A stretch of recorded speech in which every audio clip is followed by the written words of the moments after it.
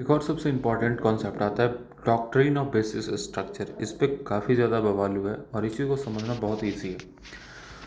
अब जो basic structure होता है क्या है, तो फर्स्ट ऑफ ऑल उस चीज़ को अपन समझते हैं। ठीक है, मैं पूरा का पूरा इसका आपको खाका बताता हूँ। पहले क्या होता है, तो एक जुडिशियल इनोवेशन किया जाता है जो प्रोपाउंडेड किया जाता है केशवानंद भारती केस से। ठीक है, इसमें क्या किया जाता है कि through the judiciary put a limitation of amending power of parliament. ठीक है, on so that the basic structure of constitution can not be amendment under article 368।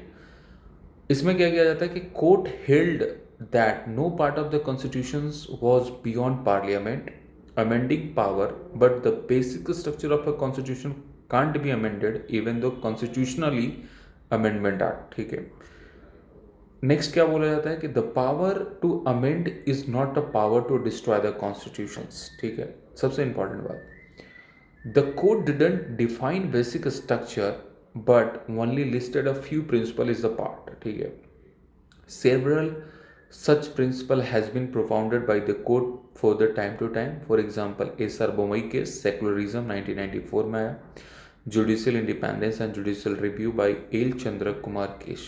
अब मैं यहाँ पे थोड़ा सा आपको एक्सप्लेन कर देता हूँ। बेसिक स्ट्रक्चर ये बोला जाता है कि कॉन्स्टिट्यूशन का एक लेआउट है। ठीक है, जिसपे कॉन्स्टिट्यूशन बना है, आप उस चीज़ का आधार को आप ख़त्म नहीं कर सकते हो। ठीक है, कोर्ट को पावर है अमेंड करने का, डिस्ट्रॉय करने का नहीं है। ठीक है, कोर्ट क्या कर सकता है, कॉन्स्टिट्यूशंस को किसी भी कॉन्स्टिट्यूशनल अमेंडमेंट एक्ट से डिस्ट्रॉय नहीं कर सकता है। ठीक है, कर सकता आप चेंज करो, लेकिन बेसिक स्ट्रक्चर को आप चेंज नहीं करो। ठीक है, उस चीज़ को आप देखो, तो ये सारे बेसिक स्ट्रक्चर ऑफ कॉन्स्टिट्यूशंस होते हैं।